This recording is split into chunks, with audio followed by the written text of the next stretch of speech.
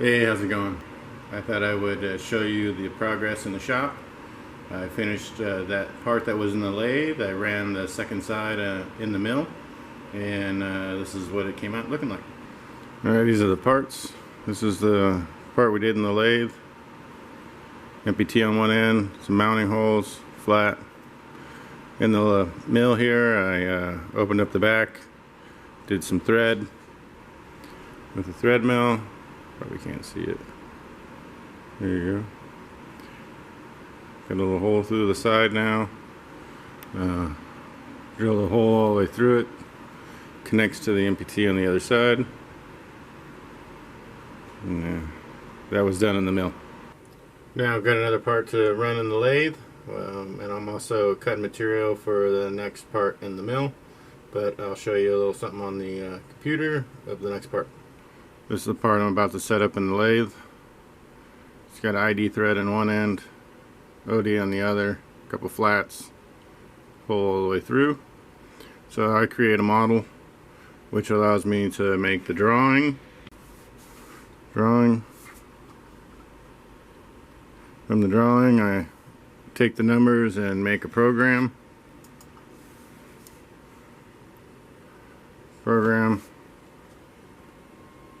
For the lathe. I don't have a post for it, so I have to write all this by hand.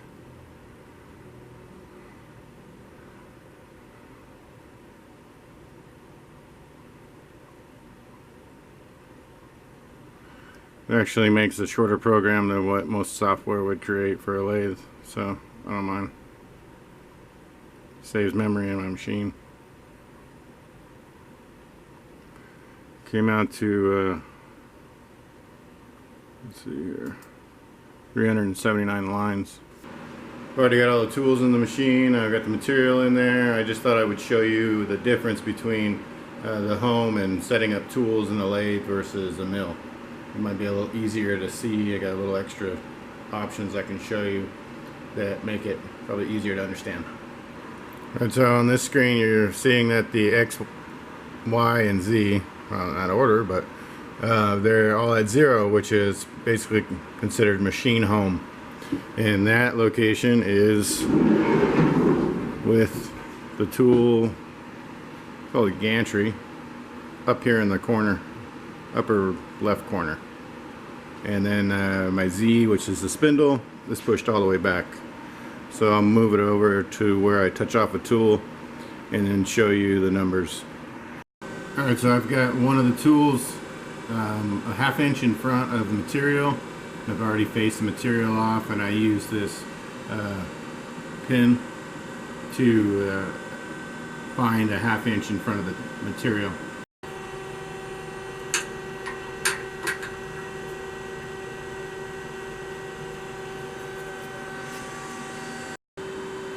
Alright, so now you can see that the numbers have changed.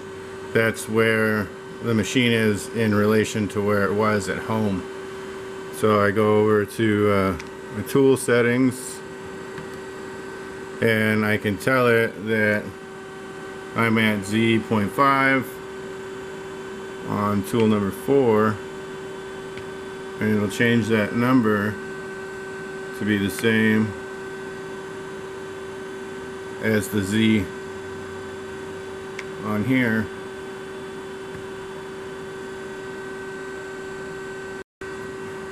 Which here it's that half inch difference of where the machine thinks it is. It's showing this pin. So when I run the tool, it'll know that if it moves a half inch forward, it's going to be at the end of the material. And that's how I, correlate the machine with the program on this type of thing. The X is in a different spot, but this is showing me where X would be exactly if I put that tool right in the center of the material. But that's stored in a similar way I did the Z, but you usually cut a little off the top of the material, measure the material, and then type that in for an X number, and it'll find 0, which on the material, which is the center of your material. And you do that for Y. But normally you don't change those here, so I can save them for each save them in here, and then you don't have to actually find them every time unless you change the tool out. If you need to make small adjustments, it has a tool wear, and you can move over slightly from your 0 locations.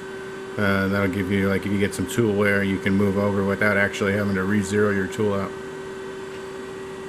And I'll have to do that for every tool that I'm going to use in each program, and then run a part and check to make sure it's coming in size, and if it's a little off one way or the other, then you can do the tool adjustments.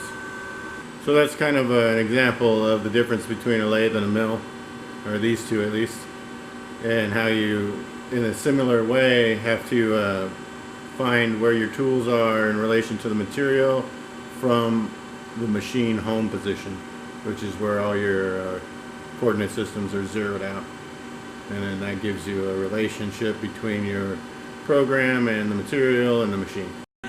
You can see in this machine that the X is up and down, the Y is basically left and right, and the Z is in and out on the spindle. And then those are my tool numbers.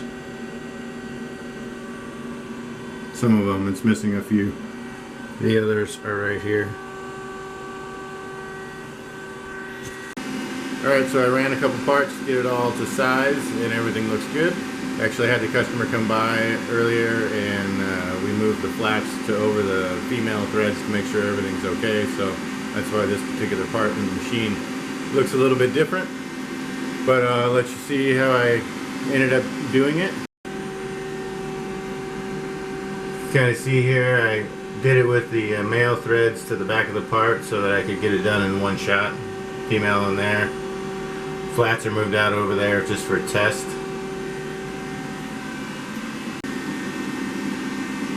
This is basically the part itself.